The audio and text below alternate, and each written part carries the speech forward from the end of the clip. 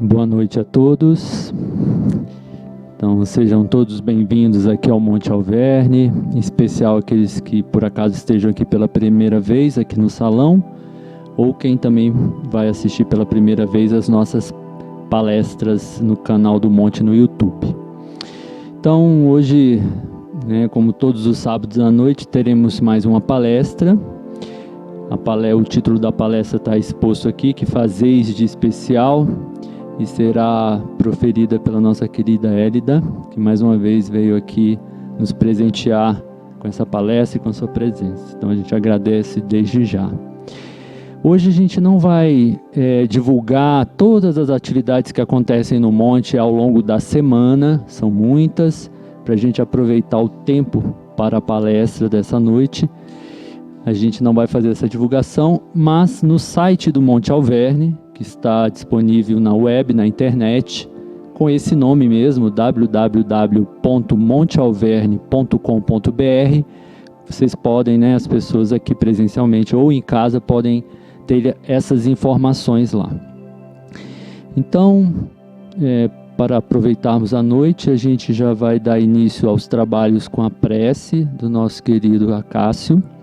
E depois a gente tem os comentários iniciais com o Ricardo e posteriormente a palestra, tá? Então vamos pedir aqui para o Acácio fazer nossa prece de abertura.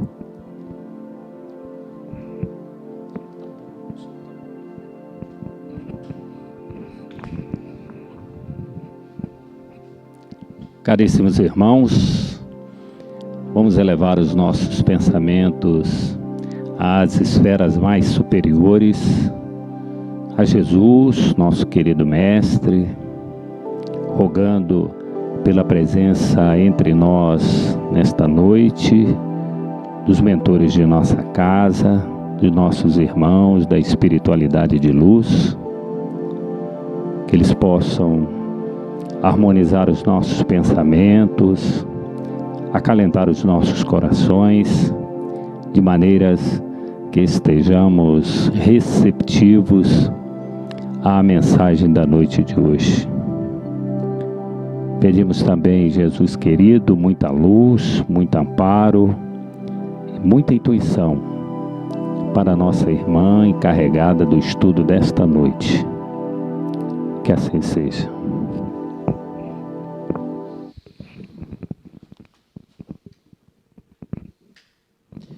Então, sem mais delongas, a gente vai passar a palavra aqui, o microfone à Hélida. Pode usar. Desculpa. Perdão, temos o comentário inicial com o Ricardo. Não precisa ser tão rápido. Boa noite a todos. Vocês estão ouvindo bem? Boa noite. A leitura da noite, então, inicial, é do livro Fonte Viva, de Francisco Cândido Xavier, pelo Espírito Emmanuel. Nós vamos ter uma palestra baseada no livro do Chico também, Vinha de Luz, A mensagem que foi aberta ao acaso é intitulada Autolibertação. Esse livro ele traz uma citação evangélica, inicialmente, e a mensagem em cima, dessa citação. Uma citação de Paulo, que diz assim: nada trouxemos para este mundo, e manifesto é que nada podemos levar dele.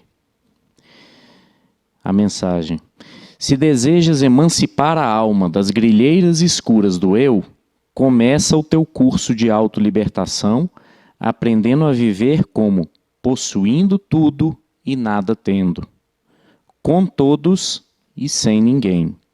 Se chegaste à terra na condição de um peregrino, necessitado de aconchego e socorro, e se sabes que te retirarás dela sozinho, resigna-te a viver contigo mesmo, servindo a todos em favor do teu crescimento espiritual para a imortalidade. Lembra-te de que, por força das leis que governam os destinos, cada criatura está ou estará em solidão a seu modo, adquirindo a ciência da autossuperação. Consagra-te ao bem, não só pelo bem de ti mesmo, mas acima de tudo por amor ao próprio bem. realmente grande é aquele que conhece a própria pequenez ante a vida infinita. Não te imponhas deliberadamente afugentando a simpatia. Não dispensarás o concurso alheio na execução de tua tarefa. Jamais suponhas que a tua dor seja maior que a do vizinho, ou que as situações do teu agrado sejam as que devam agradar aos que te seguem. Aquilo que te encoraja pode espantar a muitos e o material de tua alegria pode ser um veneno para teu irmão. Sobretudo, combate a tendência ao melindre pessoal com a mesma persistência empregada no serviço de higiene do leito em que repousas. Muita ofensa registrada é peso inútil ao coração. Guardar o sarcasmo ou o insulto dos outros não será o mesmo que cultivar espinhos alheios em nossa casa? Desanuvia a mente, cada manhã, e segue para diante na certeza de que acertaremos as nossas contas com quem nos emprestou a vida, e não com os homens que a malbaratam. Deixa que a realidade te auxilie a visão e encontrarás a divina felicidade do anjo anônimo, que se confunde na glória do bem comum. Aprende a ser só, para seres mais livres no desempenho do dever que te une a todos, e de pensamento voltado para o amigo celeste que esposou o caminho estreito da cruz. Não nos esqueçamos da advertência de Paulo, quando nos diz que, com alusão a quaisquer patrimônios de ordem material, nada trouxemos para este mundo e manifesto é que nada podemos levar dele. Bem, meus irmãos, a mensagem 47, autolibertação.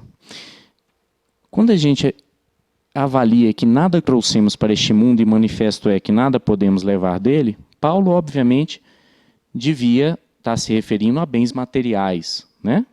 Que é o que o indivíduo com um pouco mais de sensibilidade, né, e entendimento da vida espiritual, automaticamente já tem noção, né? Nós viemos para cá sem nada e sairemos daqui sem nada. Do ponto de vista espiritual, de crescimento espiritual, de valores, isso não é uma verdade absoluta, porque nós chegamos aqui com alguma bagagem, né? Bagagem de outras vidas, e partimos daqui com uma bagagem maior. Talvez o resumo dessa mensagem seja que o que de mais pessoal nós possuímos é o nosso caminho. Talvez a única coisa que seja única de cada um aqui seja o próprio caminho. O caminho da evolução, da libertação, né? Eu, lendo essa mensagem, me lembrei muito de um parente meu que me contou uma história. Ela tinha perdido o pai há pouco tempo, né? E durante o sono noturno, ela foi levada a um local, que era um local... as pessoas estavam vestidas como padres, mas não era uma igreja propriamente, era um local de estudo, né? E aí ela avista, no final do corredor, o pai dela, né? E abre os braços com um sorriso largo e balbucia assim, papai, né? E, para surpresa dela, esse pai vem caminhando em direção a ela, com uma outra pessoa do lado, que ela não conhecia, e diz a ela, Márcia, como vai, tudo bom? E ela acordou numa decepção, porque ela sentiu naquele momento que ela não foi tratada como filha. E aí, quando a gente começa a estudar um pouco a doutrina espírita, a gente percebe que ser pai e ser filho aqui, muitas vezes modifica no plano espiritual. E esse é outro ponto que leva muitos espíritos a, quando desencarnam, ainda ficar preso no plano físico. Não é nem preso ao dinheiro, aos bens materiais, mas é preso às relações que são desempenhadas aqui, né? Porque no mundo espiritual, o seu filho não é mais seu filho. Ele é um espírito com um caminho diferente. Ele foi seu filho aqui. Lógico que ele guarda alguma afeição, guarda algum traço dessa vida, desse relacionamento, mas ele não é mais seu filho, né? Ele é filho do pai. como todos nós aqui, né? E isso é tão difícil para o coração da gente aceitar, mas é tão difícil, né? A minha esposa mesmo no Evangelho no Lar, quando eu falo isso, ela só falta me bater. Ela não é espírita, ela é católica, tá, gente? Mas porque para ela é tão apegada à família, né? Ama tanto os papéis, que para ela, depois da morte do corpo físico, ela vai encontrar com o pai, com a mãe, com o irmão, né? Mas isso é contexto terreno, né? Tá certo? Outro ponto muito interessante é que, como eu disse no início, né? O nosso caminho é único, né? Então, é quando ele diz aqui, possuímos tudo e não temos nada. Possuímos tudo, né? Vocês já viram aquelas frases no carro que é assim? Não, como é que é? Não sou dono do mundo, mas sou filho dele, né? Tem algumas pessoas que botam essa frase. É uma verdade, né? Por que nós possuímos tudo? Porque nós somos filhos do homem, né? Nós somos filhos do Pai, do Criador do universo, de tudo. Mas, ao mesmo tempo, nós não possuímos nada, nós pertencemos, né? É diferente. Ao invés de sentimento de posse, a gente tem que desenvolver esse sentimento de pertencimento. Nós fazemos parte, né? Nós não somos servidos, nós temos que servir. Não é isso? E a natureza ensina, né? Qual é o animalzinho, do mais pequenininho ao maior, que não serve de alguma maneira, não pertence aonde ele está inserido? Talvez o único animal seja o ser humano, né? Que muitas vezes se sente não pertencente, dono de tudo. A minha dor é maior, os meus problemas são maiores, né? Em resumo, então, a única coisa que possuímos é o nosso próprio caminho, a nossa própria estrada. E tomar consciência disso na vida material nos ajudará muito no momento em que nós retornarmos à parte espiritual. Esse desprendimento, né, acelera o processo. E é bom que a gente desenvolva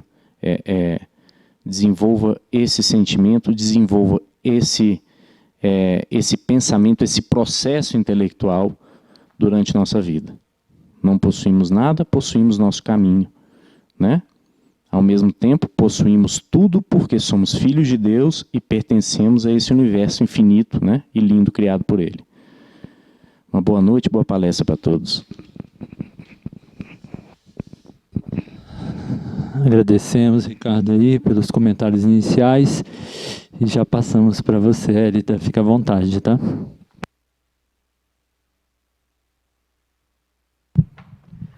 Boa noite a todos. Está saindo o som?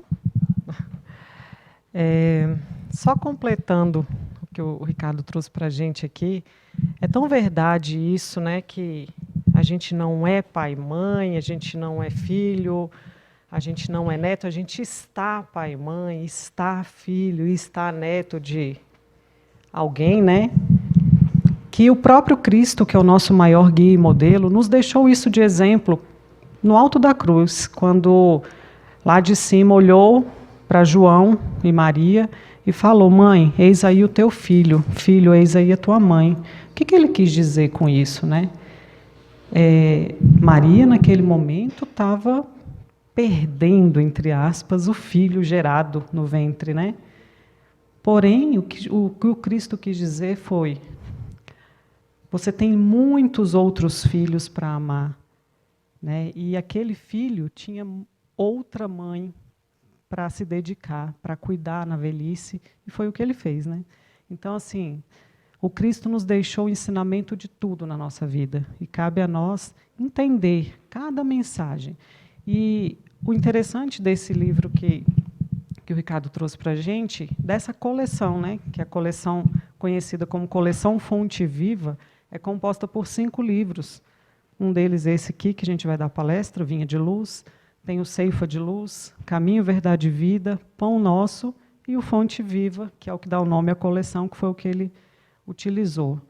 Vale muito a pena ter, quem puder, a coleção toda, quem não puder, escolher um livrinho desses. São mensagens pequenas de uma folha, frente e verso, que sempre trazem um pedacinho de uma mensagem bíblica, evangélica, bíblica, e destrincha, traz essa mensagem do Evangelho para a nossa vida cotidiana. É mágico. Você está naquele momento de angústia, faz uma prece, abre e venha, ou um acolhimento, ou um puxão de orelha, sempre vem. Então, compensa muito ter esses livros aí.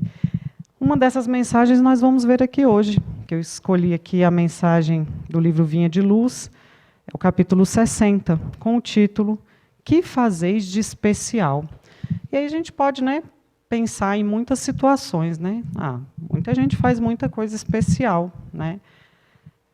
Na profissão, né, a pessoa se tornou um profissional de uma área específica e se especializou ali e faz aquilo de uma forma grandiosa, né, de uma forma especial, leva conhecimento para as pessoas, né, seja uma profissão da mais complicada, da mais complexa, que demandou anos de estudo, como um médico, por exemplo, um advogado e tantas outras profissões, né, professores e tal, como profissões mais simples, mas não menos importantes, né, como um pedreiro, como um marceneiro, como inúmeras profissões, né?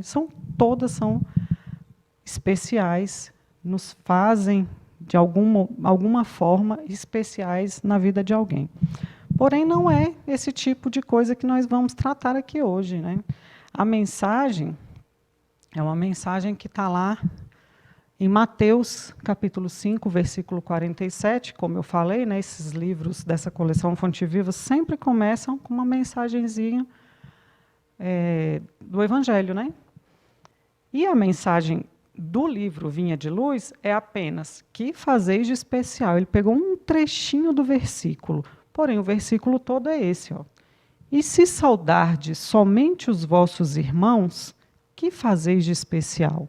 É uma frase de Jesus, né? Uma pergunta que ele fez, que ele passou para frente, né? Que ele passou para os apóstolos, para os discípulos, né? Se você cumprimentar, acolher, saudar apenas os seus irmãos ou aqueles que pensam como você, o que você está fazendo de especial? E a gente vê que isso foi dito há mais de 2000 anos e é tão atual, mas tão atual. A gente vê, nesse momento, o mundo, não vou falar do Brasil, o mundo muito polarizado. Eu penso isso, fulano pensa aquilo, então não quero mais contato, ele pensa completamente diferente de mim, seja na política, seja no futebol, seja, sei lá, na religião. Então, eu não quero contato com aquele fulano. E aí a pergunta está lá, nas escrituras bíblicas, e aí independe se é espírita, se é católico, se é protestante, não importa. A Bíblia é uma só para todos os cristãos. A pergunta foi feita por Jesus. Se você sauda somente o seu irmão, somente aquele que pensa como você, somente aquele que frequenta a mesma religião, somente aquele que torce pelo mesmo time, somente aquele que tem o mesmo viés político, o que você está fazendo de especial? É algo para a gente questionar. Para a gente se questionar, né? Não é para a gente apontar o dedo para os outros, é para a gente apontar o dedo para nós mesmos, né? Então, irmã Dulce tem uma frase que diz o seguinte: os bons merecem o nosso amor, os maus precisam dele, necessitam dele. Então, a gente vê nessa frase de irmã Dulce, que é mais próxima de nós, mais contemporânea, né, do nosso tempo aí, que se encaixa perfeitamente nessa pergunta do Cristo. É uma afirmação que ela faz que se encaixa exatamente nessa pergunta do Cristo. Porque as pessoas, hoje em dia, tendem a querer isolar aqueles difíceis, os maus, os complicados, os problemáticos. As pessoas não querem ter trabalho e se isolam ou se afastam daquelas pessoas, né? E aí onde está a nossa ação cristã, né? Onde a gente está colocando os ensinamentos deixados pelo Cristo quando a gente toma esse tipo de atitude. Porque o contrário disso foi o que o Cristo fez. Ele acolhia todos aqueles que eram isolados pela comunidade daquela época. Ele trazia para ele, e aí os apóstolos aprenderam com ele, aprenderam mesmo, porque muitos deles questionaram muitas das ações das ações do Cristo. Porque a cultura da época, naquela cultura, era normal isolar certas criaturas. Isolar os leprosos, por uma questão, né, daquele período lá de saúde. Isolavam mesmo, gente. Não é igual esse ensaio que a gente teve aqui do coronavírus, não. É algo que era muito mais radical naquela época. As pessoas expulsavam da casa aquelas pessoas que adquiriam a doença, a lepra, né, para que o resto da família não se contaminasse e não viesse todos a morrer. Então, pais, avós, idosos que contrariam a doença eram expulsos de casa e passavam a vagar pelas ruas, abandonados, à própria sorte. E o Cristo, e aí os apóstolos, depois de aprender com ele, acolhiam essas criaturas. Acolhiam as mulheres que eram acusadas de adultério, que naquela época eram até apedrejadas até a morte, né, por uma questão de justiça da época, né? E ele acolhia essas mulheres. Acolhia aqueles endemoniados, como eram chamados na época, né, aquelas criaturas que hoje a gente sabe que só estavam influenciados por irmãos espirituais equivocados aí, mas as pessoas tinham pânico. Muitos que não queriam abandonar aquele filho amarravam, né? Ficavam ali, aquela criatura ali amarrada, trancafiada, e o Cristo e os apóstolos os acolhiam. E hoje a gente está sendo levado pela cultura, né? O mundo nos ensina para a gente fazer diferente disso, para a gente fazer o que era feito de errado naquela época. As pessoas continuam no mesmo erro, virando as costas para os problemáticos, virando as costas para os doentes, virando as costas para os difíceis, né? E acolhendo só aqueles que agradam. Ah, aquele que pensa como eu, não, que maravilha. Eu vou isolar aquele que não pensa como eu e vou só ficar amiguinho ali daquele que é exatamente como eu gosto, como eu quero. Então, não basta ser cristão da boca para fora. A gente tem que vivenciar o cristianismo e os ensinamentos cristãos. Porque, senão, só ir na igreja católica, na igreja evangélica, num centro espírita, dizer amém, não resolve. Então, a gente precisa arregaçar as mangas e vivenciar o que o Cristo nos ensinou, vivenciando. Ele não é como outros grandes mestres, né, que já passaram pelo mundo aí, que ensinaram só no campo da teoria. O Cristo não, o Cristo vivenciou cada um dos seus ensinamentos. Ele não falava para os apóstolos assim, ó, vai lá e acolhe aquele leproso, e nem encostava no leproso, deixava lá Pedro se arriscar. Não, ele era o primeiro a ir e dar um beijo no leproso. Ou seja, ele ensinava com a ação. Ele ensinava com a própria experiência. É a melhor forma de ensinar, porque o exemplo arrasta multidões, né? A falar da boca para fora é muito fácil. E ele criticava aqueles que só falavam e não agiam, né? Ele chamava-os de hipócritas, que é o que realmente são. Então, é muito importante que a gente, que se intitula cristão, não importa qual seja a vertente desse cristianismo, que a gente vivencie verdadeiramente esse cristianismo. E que não seja um cristianismo de conveniência. Ah, para a frase tal do Cristo, eu sou cristã. Ah, mas para essa aqui, ainda não estou nesse grau de evolução, não. Deixa isso aí para depois. Né? Não é assim. A gente precisa exercitar. Tem coisas que a gente só vai conseguir fazer insistindo, repetindo, né? botando ali como meta. Porque se a gente ficar nessa história de estou muito longe do Cristo, a minha evolução está muito abaixo da do Cristo.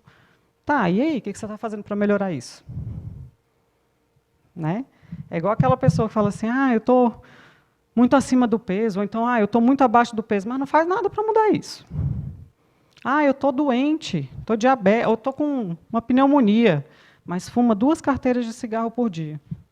Ok, uma possibilidade de uma decisão sua, mas não adianta reclamar, sem se mexer e sair do lugar para mudar.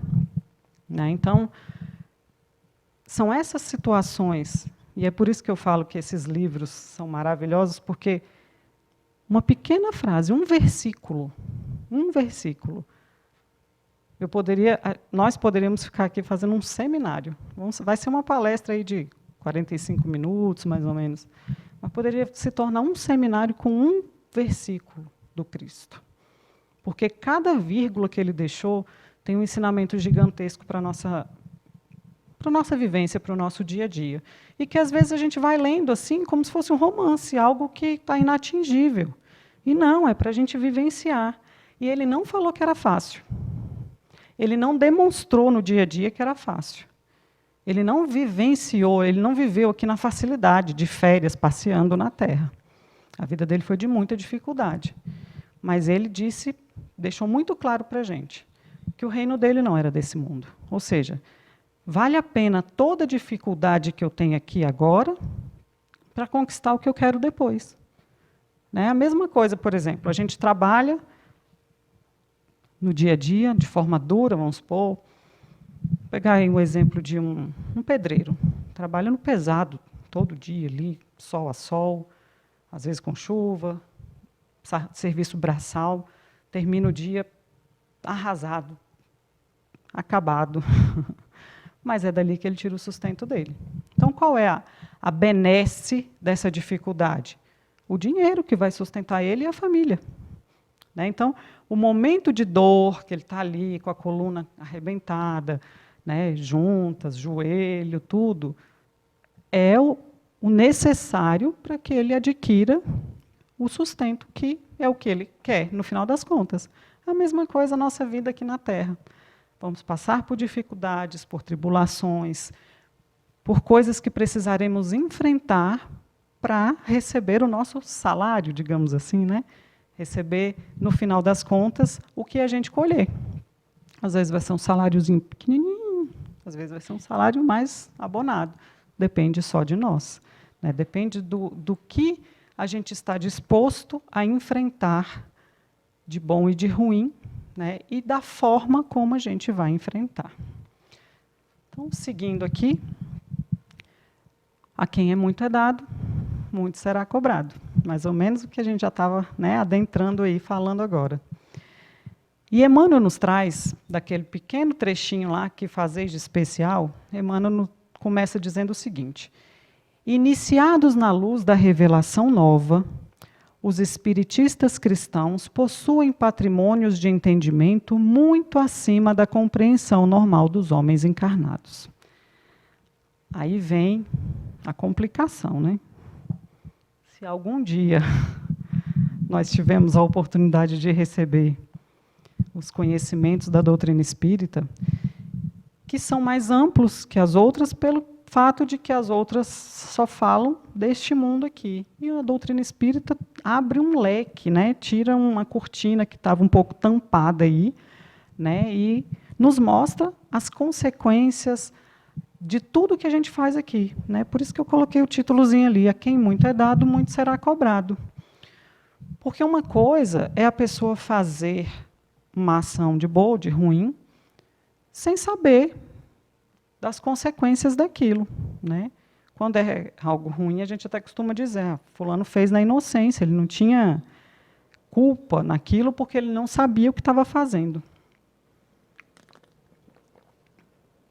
E até o Cristo no alto da cruz fala, né? Pai, perdoa-lhes, pois eles não sabem o que fazem. Naquele momento, eles não tinham noção de que eles estavam crucificando, matando aquele homem, governador do planeta, né? Não tinha noção do que eles estavam fazendo. Então, assim, quando a gente sabe, a gente tem uma responsabilidade muito mais gigantesca. Quando a gente tem o conhecimento, a nossa responsabilidade se amplia de uma forma que a gente não tem a menor ideia. Né? E nós que temos essa ideia da vida futura, das consequências boas e ruins dessa vida futura, a gente tem uma responsabilidade muito maior, e é exatamente isso que Emmanuel está trazendo aqui para a gente. Né? Está dando um sacode. Ei, acorda, você sabe o que você está fazendo. Por que você está fazendo errado se você sabe o que vai acontecer?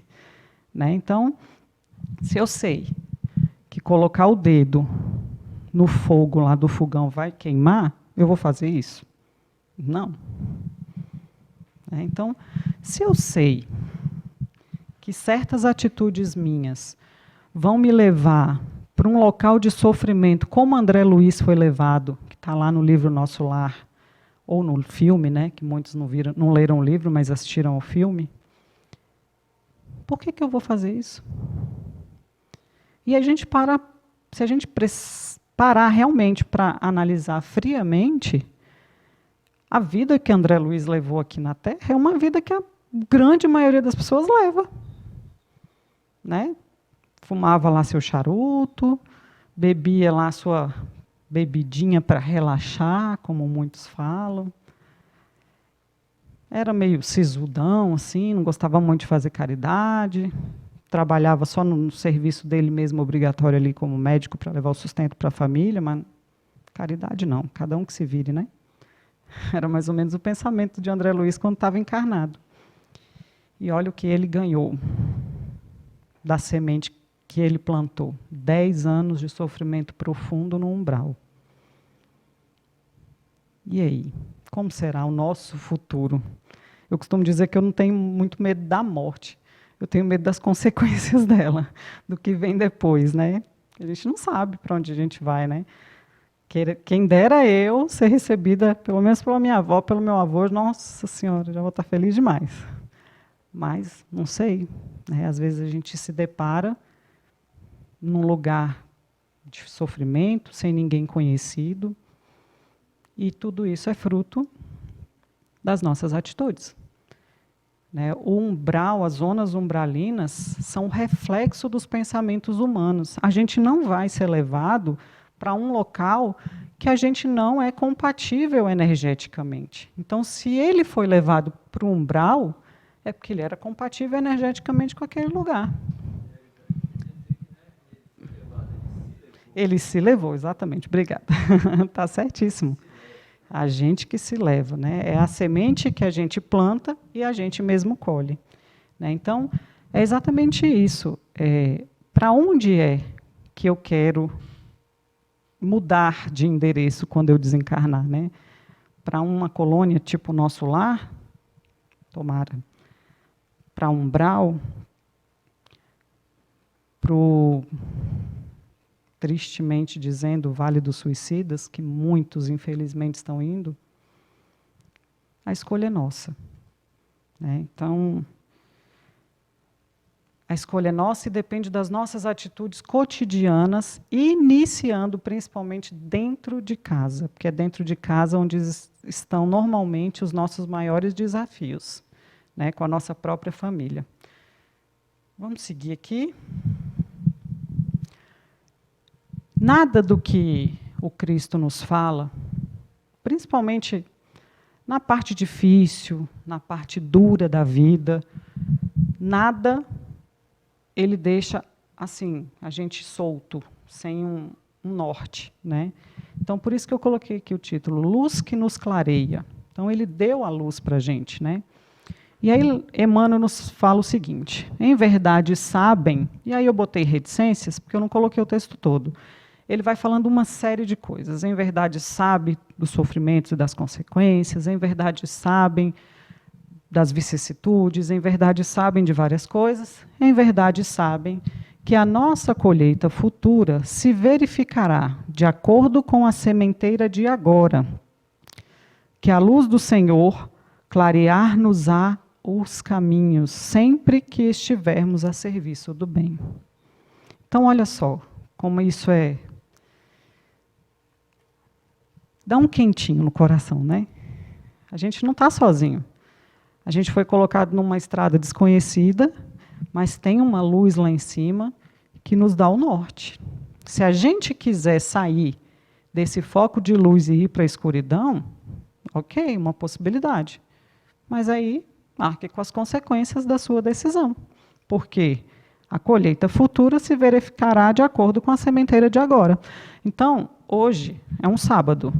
Na linguagem da moçada aí de hoje, né? Sabadou. E esse auditório tem algumas pessoas, mas podia estar lotado. Mas certamente as baladas aqui por perto estarão lotadas. E a nossa colheita se verificará de acordo com a sementeira que a gente está fazendo agora. Sementes do Cristo estão sendo plantadas nos nossos corações, no meu também. A gente estava falando aqui antes, comentando aqui antes da palestra iniciar, que muitas vezes a gente escolhe um tema para a palestra e às vezes esse tema é muito mais para a gente do que para as pessoas, né? Mas na verdade é para todos nós, porque eu também preciso ouvir cada uma dessas palavras. Eu também erro, eu também me estresso no trânsito, eu também tenho dificuldades às vezes de convivência. Todos nós temos, né? Então, essas sementes estão sendo plantadas em nosso coração. Vai depender de nós adubar, regar, para que essa semente germine. Porque a gente pode muito bem sair daqui e se encontrar com aqueles que já estão na balada. Ou a gente pode sair daqui e levar um pouco dessa mensagem, ou pelo menos essa energia de paz, de harmonia que a gente está recebendo aqui da equipe espiritual dessa casa, para os nossos dentro de casa. Então, vai depender de nós o que a gente vai colher daqui. Então, são situações que a gente tem que colocar que os ensinamentos do Cristo estão em tudo na nossa vida. E quando a gente se depara com um problema, com uma dificuldade, com uma dor, com uma angústia, nesse momento a gente se lembra de se conectar com Ele. Mas nos momentos que está tudo bem, normalmente as pessoas não vêm, não buscam o Cristo, né? Então, é isso que a gente precisa mudar, porque estar espiritualizado tem que ser algo permanente em nossa vida. Eu preciso estar espiritualizada no meu trabalho cotidiano, no meu acordar com a minha família, no meu falar com um vizinho, na ida ao trabalho. Eu preciso estar espiritualizado o tempo todo. Eu não posso ser cristão só na hora de ir para a igreja, para o centro, ou seja lá qual for a entidade que você participe, né? Ou só no momento de fazer uma caridade. Eu tiro um sábado por mês para ir visitar um asilo, ou um orfanato, ou um hospital. Essa é a minha caridade. Legal, já é um bom começo. Mas eu posso fazer caridade no meu dia a dia, no meu trabalho, quando eu me deparo com um colega de trabalho, que às vezes é um colega difícil, que nos humilha, que você chega, bom dia, e a pessoa fala, o que tem de bom? Tem gente que já mudou, estava bem, pronto, aquela pessoa conseguiu destruir o dia dela. Não. Por que você se deixou contaminar com o negativo? É o contrário. A gente tem que se continuar positivo e contaminar o outro com a nossa positividade. Foi isso que Jesus fez. É fácil? Não. Não, porque quando você chega, bom dia, você espera, oi, bom dia, que bom te ver, né? A gente espera isso. Mas, como ele disse lá no início, é muito fácil quando saudar o irmão, né? Saudar aquele que responde igual a você. O desafio é aquele que não é o que a gente espera. Esse é o desafio. Então, é esse dia a dia, com esse nível de cristianismo que a gente precisa tentar alcançar um pouquinho mais a cada dia. A gente não vai sair do que a gente é hoje para ser uma Madre Teresa de Calcutá, uma Irmã Dulce, um Chico Xavier. Não vai ser assim. Né? O problema da gente hoje em dia, com tudo muito acelerado, com a internet, com tanta informação vindo, né, tudo com o tempo de um clique, a gente quer tudo para ontem. Mas as mudanças que a gente precisa realizar em nós não são assim. Não dependem de um clique. Dependem de ações verdadeiras, ações que tenham uma meta de permanecer firme, que não caiam com o primeiro desafio, com a primeira dificuldade que aparecer. Então, é isso que a gente precisa tentar colocar na nossa vida cotidiana, no nosso dia a dia, né? De trazer o Cristo para as nossas ações, de trazer o Cristo para as nossas decisões, de trazer o Cristo para a nossa vida, para a nossa forma de falar, para a nossa forma de acolher. Então, assim, até hoje a Isa, infelizmente, não pôde estar aqui e ela carinhosamente me mandou uma mensagem de áudio antes de eu vir para cá. E não havia essa necessidade, né? Até porque a minha combinação aqui da palestra foi feita com o Sérgio, mas eu achei aquilo de uma gentileza tão grande e foi um carinho tão gostoso de receber, ela com aquela vozinha doce dela, né? E ela falou, olha, eu não vou poder estar, infelizmente eu já tenho um compromisso, mas eu gostaria que você se sentisse em casa, o Monte Alverne é sua casa. Que delícia que foi ouvir aquilo. E ela não precisava fazer isso. Então, é esse tipo de delicadeza que está faltando nas pessoas. Né? Se ela não fizesse, eu não ia sentir nada, porque não tive esse contato com ela para vir fazer a palestra. Mas foi tão gostoso receber, sabe, essa doçura, esse acolhimento, que eu fiquei pensando, falei, gente, por que a gente não é mais, um pouquinho mais Isa, né, no nosso dia a dia? Isso falta. As pessoas estão muito duras, muito ríspidas, muito, né, objetivas demais. Falta um dedinho de empatia, um carinho, um acolhimento, né? Fazer o outro se sentir um pouquinho especial na vida daquela pessoa, fala, poxa, lembrei de fulano.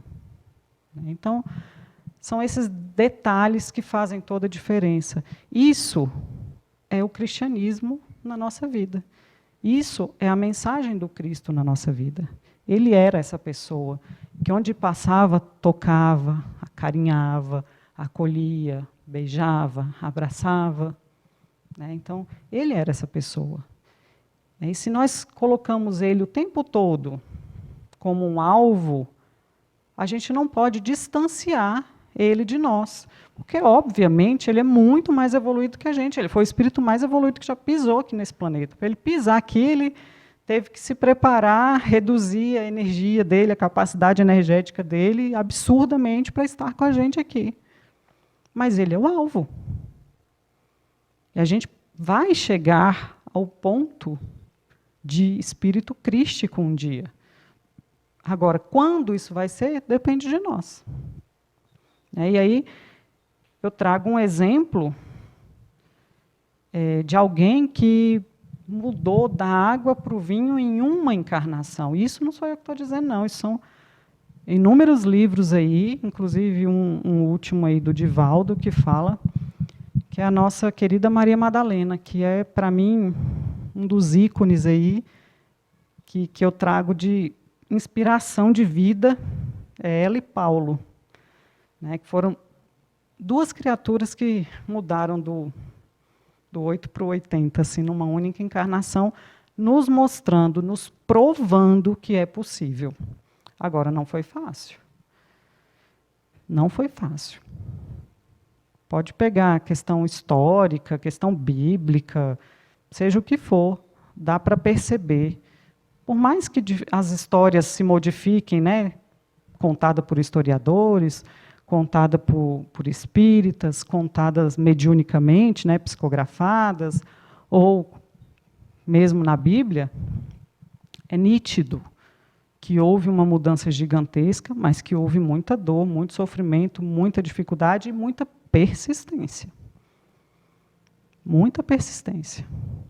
Mas, certamente, eles conquistaram uma bagagem gigantesca. Como o Ricardo falou da bagagem, né? Uma bagagem gigantesca. Eles chegaram com uma malinha de mão, dessas que a gente leva no avião, e saíram com um container de navio, porque o que eles conseguiram em uma encarnação é algo invejável, no bom sentido.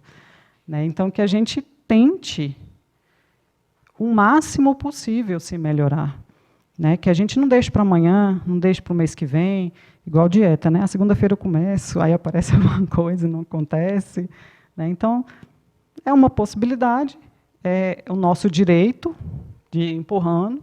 A gente vai ter muitas oportunidades, a gente vai ter a eternidade, porém, a nossa colheita vai ser de acordo com o nosso plantio. Então, a gente tem a eternidade para chegar a um espírito crístico, mas a gente tem a eternidade para sofrer caso a gente queira continuar batendo de testa. Né? É uma decisão nossa. Em verdade, ele continua, né? Em verdade, os espíritas, né, com todo o conhecimento, bagagem que têm, sabem que toda oportunidade de trabalho no presente é uma bênção dos poderes divinos. Toda oportunidade de trabalho. Ele não está falando aqui de brincadeira, de diversão, de oba-oba, de férias nas mangas, coisa que poucos querem fazer hoje, né? Eu costumo até brincar assim, para receber tem uma fila, mas para trabalhar, hoje eu não posso, tenho um compromisso, meu dente está doendo, meu dedo do pé amanheceu meio. Arruma desculpa para tudo. Né? Mas o chefe não é o dirigente do trabalho aqui no Monte Alverne, ou o padre lá na igreja, ou o pastor. Não, o chefe é o Cristo. O trabalho é na seara do Cristo. Mesmo quando eu estou no meu trabalho remunerado. Mesmo quando eu estou no meu trabalho doméstico em casa, fazendo comida para mim e para os meus filhos. Em qualquer ambiente, é trabalho. E em qualquer ambiente, pode ser trabalho na seara do Cristo. Depende de nós. Porque eu posso muito bem, vamos dizer, sou uma enfermeira. Eu posso ir lá e fazer o meu trabalho nu e cru. Só o meu trabalho, só a minha obrigação. E eu posso fazer o meu trabalho, a minha obrigação, com empatia, com acolhimento, com cuidado, com carinho. Mas eu também posso fazer com rispidez, sem precisar ser mal educado, mas sem me envolver. Estou lá, distante. Posso. Paulo dizia, tudo é lícito, mas nem tudo me convém. E aí, o que convém e o que não convém?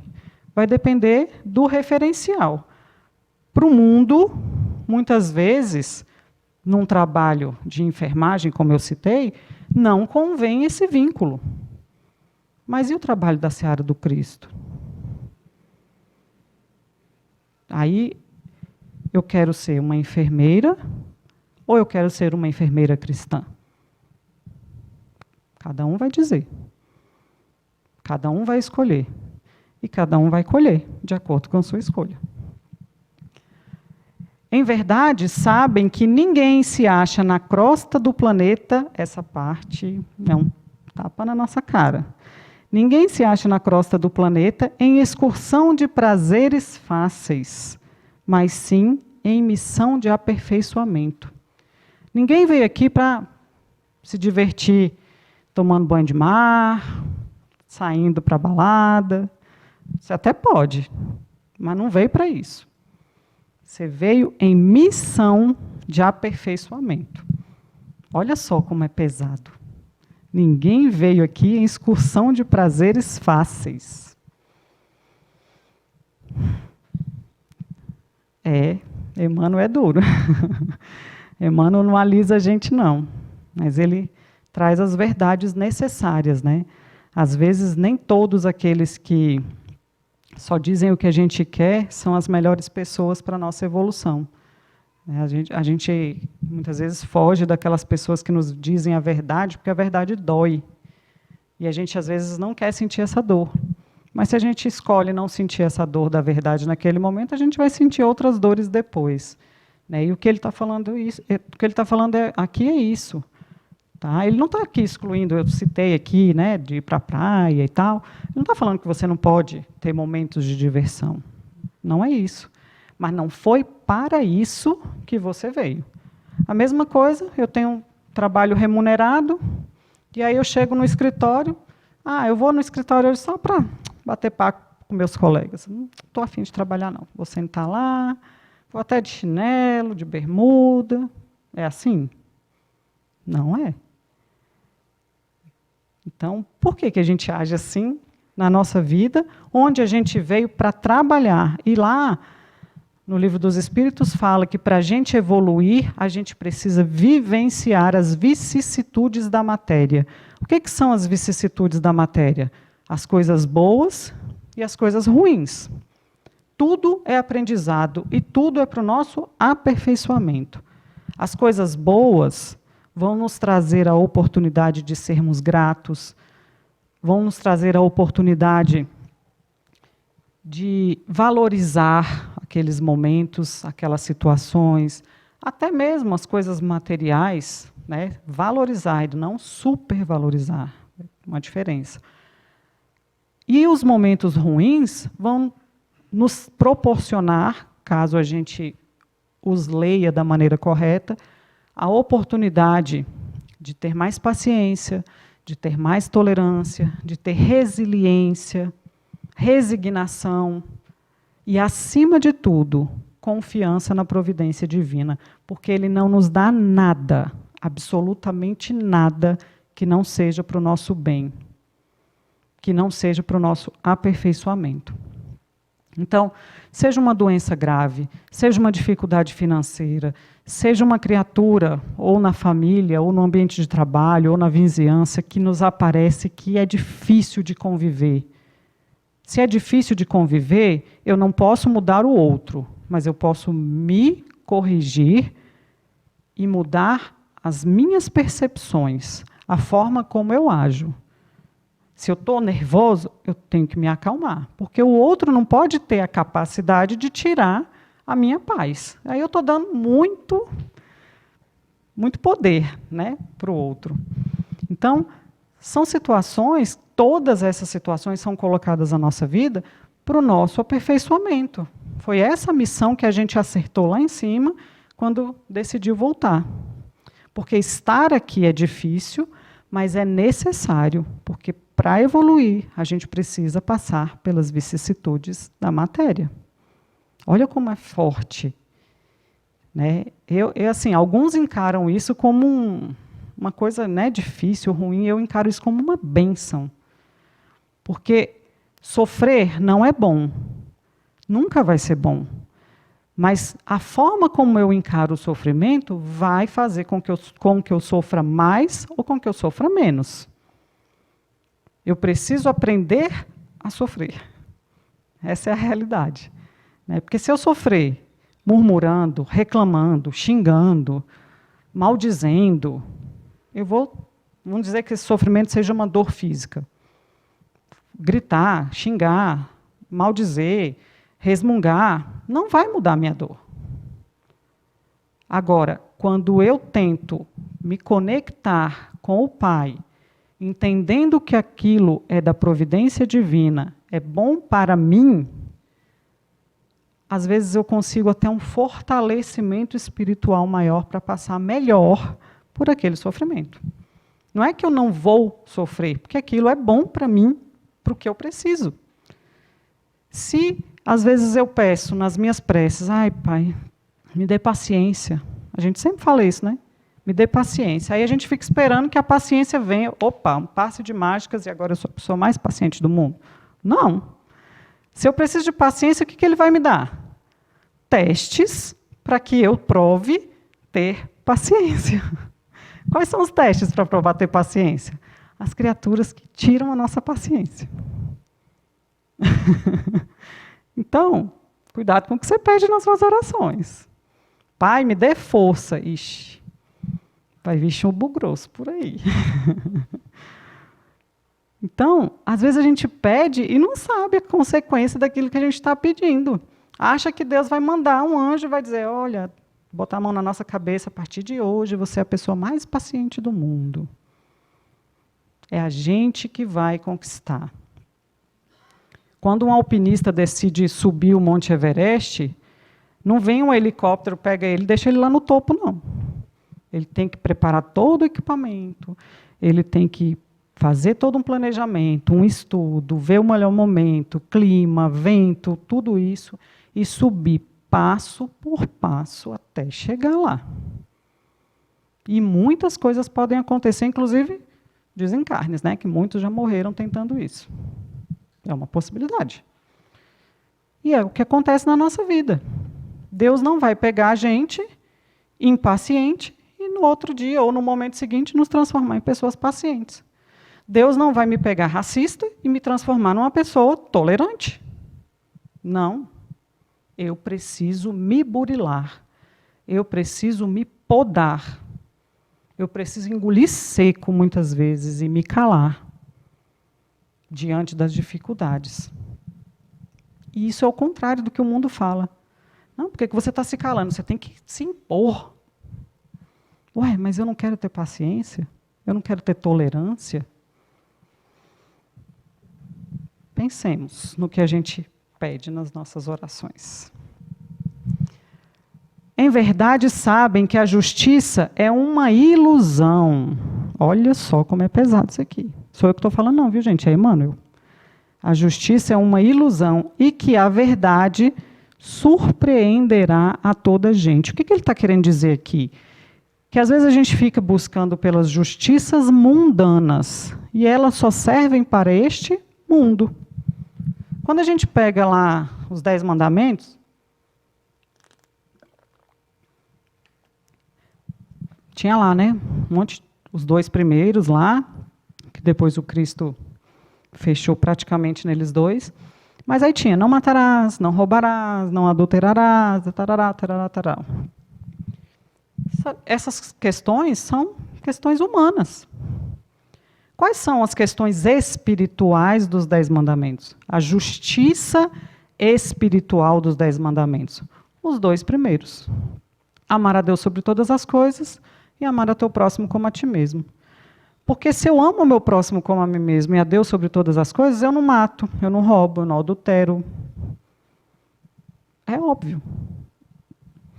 Então, o que para nós é necessário estar nas leis até hoje, que não deve matar, e aí vem as consequências, o Código Penal e blá, blá, blá. É uma ilusão para o mundo futuro. Porque, vamos pegar o exemplo de uma pessoa que, infelizmente, cometeu um assassinato. Ele vai pagar, segundo as leis da Terra, que são leis vingativas, não são leis educativas, são leis vingativas. Porque você pega um cara que assassinou alguém, trancafia ele num presídio, lotado, sem dignidade, sem nada. Ele vai sair de lá melhor? Normalmente não. Vai sair pior. Mas as pessoas falam, fulano está preso. Como se justiça foi feita. Não. Justiça não foi feita. Porque ele não vai sair de lá melhor. Você simplesmente virou as costas para ele. Você tirou de perto de você o problema, o contrário do que o Cristo fez. Olha só. Olha como a nossa justiça é ilusória. Mas a justiça de Deus não. Na justiça de Deus, enquanto esse irmão não aprender, ele vai ter que arcar com as consequências das ações dele. Seja por um dia, seja por um ano, seja por um século, por um milênio. Não importa. Então, é uma justiça de educação moral. Enquanto aquela pessoa que acha que não está errado assassinar, que não está errado tirar a vida de alguém, que não está errado destruir uma família, ela vai sofrer as consequências das ações dela. Não é uma punição de Deus. É uma punição dela mesma. É a sementeira e a colheita que ela fez. Então, é isso que Emmanuel quis dizer aqui para a gente. Que a justiça é uma ilusão e que a verdade surpreenderá toda a gente. A gente precisa até ter cuidado o quanto a gente quer se vingar daquela criatura. Olha só. Porque o mundo nos ensina que a gente deve ficar com ódio daquela criatura que tirou a vida do meu filho. O mundo nos ensina isso, mas não é o que o Cristo ensina. Porque se eu plantar ódio no meu coração, eu estou caminhando totalmente oposto. Amar, talvez a gente não consiga amar aquela criatura que tirou a vida do meu filho. É muito difícil. Parabéns para aquele que já alcançou. Mas odiar, a gente tem que tentar não odiar. E a gente já se surpreende com algumas situações, quando a gente ouve umas histórias por aí, que às vezes falam, né, que no julgamento a mãe da vítima perdoou aquele algoz. Né? Então, olha o coração dessa criatura lá em cima, junto com Cristo. E os outros não. Prende, condena. Alguns países aí que têm pena de morte, mata. E aí? Até onde a gente é cristão? Em verdade, sabem que a existência na esfera física é abençoada oficina de trabalho, resgate e redenção. Mais uma vez, ele tocando no trabalho. Enquanto a gente ficar com preguiça de arregaçar as mangas, trabalhar, resgatar para alcançar a redenção, a nossa encarnação, a gente consegue adquirir alguma bagagem, mas não vou dizer que é perdida, porque nunca é. Mas a gente perde muito do que a gente poderia ter ganhado no final, se a gente fizesse tudo isso que ele nos ensina. Colheita, a gente vem falando disso, né?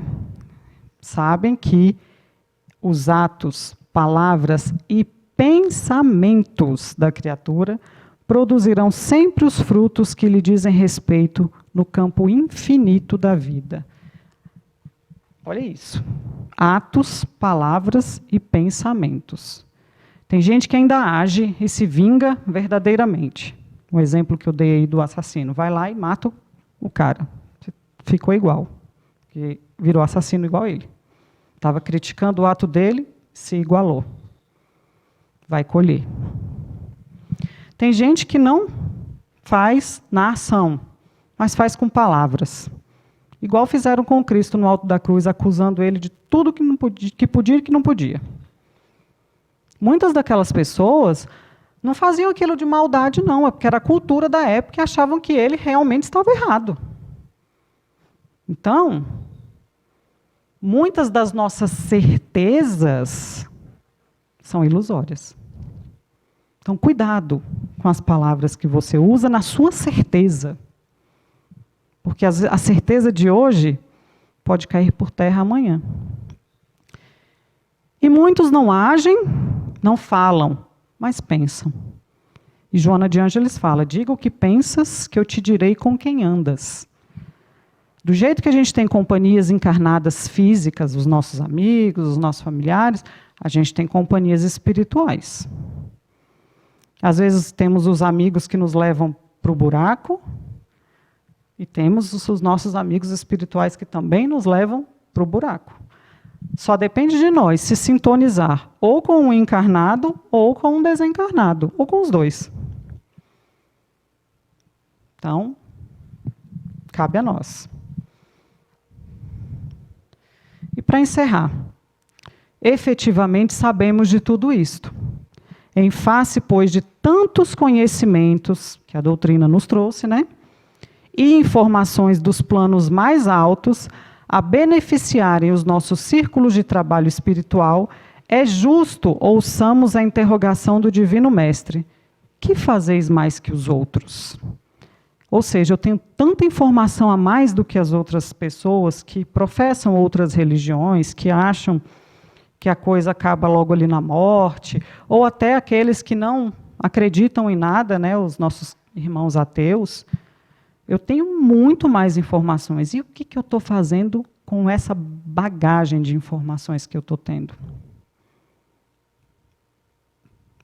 Deus, Jesus, Kardec, né, o Espiritismo aí, nos deu um mapa, um Google Maps aí para a gente se guiar, o nosso roteiro. Tem um livro, roteiro maravilhoso. Emmanuel é maravilhoso. Eu sou suspeita, que eu sou fã de carteirinha de Emmanuel. Então, ele deu o roteiro, como bem disse o Sérgio. Cabe a nós seguir esse roteiro, esse plano de trabalho, de redenção, ou seguir o nosso próprio plano e arcar com as consequências da nossa colheita. Então, essa foi a mensagem dessa noite que eu trouxe aí. Eu não, né? Eu trouxe só as palavras, mas quem trouxe foi Emmanuel, através da psicografia maravilhosa do Chico. E eu espero que a gente possa levar essa sementinha que foi plantada nos nossos corações aí, e regar, adubar, para que ela germine, produza frutos, flores, frutos, e que a gente consiga se modificar e aproveitar mais a nossa encarnação para levar daqui uma bagagem um pouco maior. Muito obrigada a todos, obrigada pela oportunidade. A gente que agradece, Hélida, pela palestra, pela provocação, né, para nos deixarmos acordados e atentos aí na nossa caminhada para amanhã, para essa semana e ao longo dessa nossa encarnação. Então, vamos para o fechamento do nosso trabalho. Faremos aqui agora a prece. Nosso querido Sérgio Miller vai fazer a prece de encerramento. E os amigos da casa, médiuns, passistas, a gente convida para nos ajudar aqui. A gente fará o passe coletivo, tá, aqui no auditório. E aí sim a gente faz o fechamento.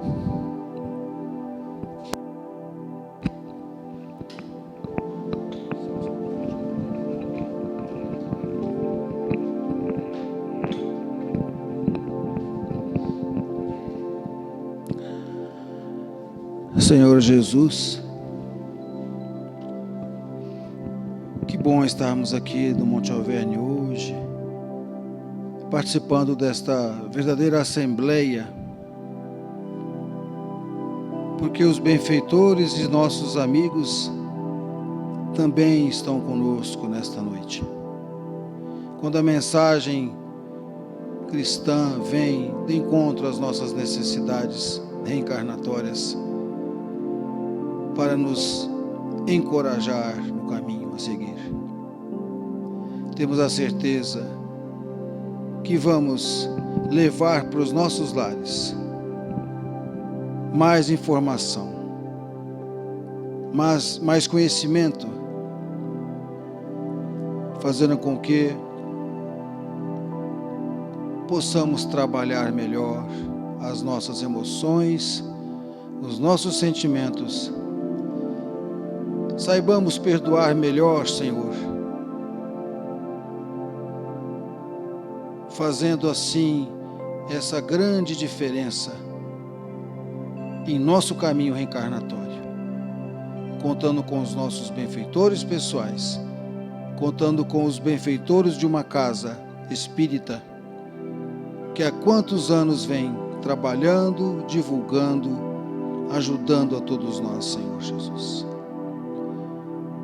Portanto, Senhor, mais uma vez, vamos abrir o nosso coração e dizer-lhe: muitíssimo obrigado, Pai amado. Esteja conosco para que possamos retornar aos nossos lares, levar essa semente para as nossas famílias, Senhor Jesus. Que assim seja, Pai amado, e muito obrigado.